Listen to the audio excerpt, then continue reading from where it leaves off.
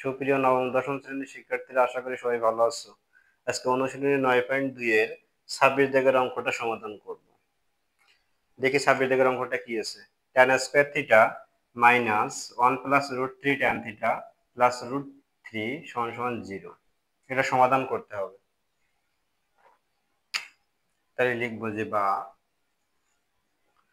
tan square theta minus দিয়ে গুণ করে দেব, মাইনাস আর tan থিটা দিয়ে গুণ করব, মাইনাস tan থিটা প্লাসে মাইনাসে minus root 3 tan theta plus root 3 সমান সমান 0। তাহলে এখান থেকে কি কমন যায়? tan থিটা কমন যায়। tan থিটা কমন নিলে এখানে tan থিটা মাইনাস 1, আর এখান থেকে মাইনাস রুট 3 কমন যায়, মাইনাস রুট 3। তাহলে tan থিটা মাইনাস 1 সমান সমান 0। তাহলে বা এখান থেকে tan থিটা মাইনাস 1 সাধারণ কমন, আর tan theta minus root 3, tan theta minus root 3 সমান সমান 0।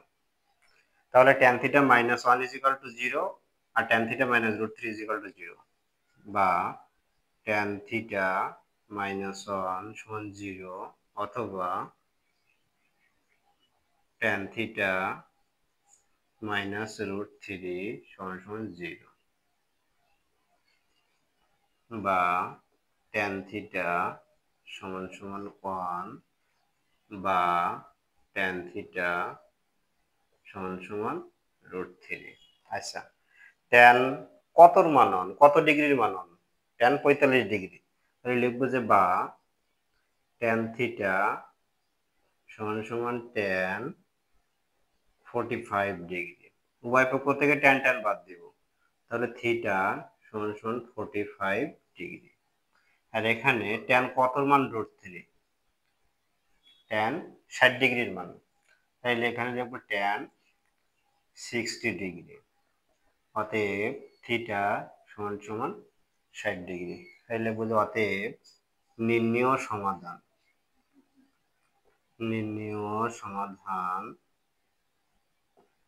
থিটা সমান 45 ডিগ্রি আর 60 ডিগ্রি। এটাই ছিল 26 দাগের অঙ্ক।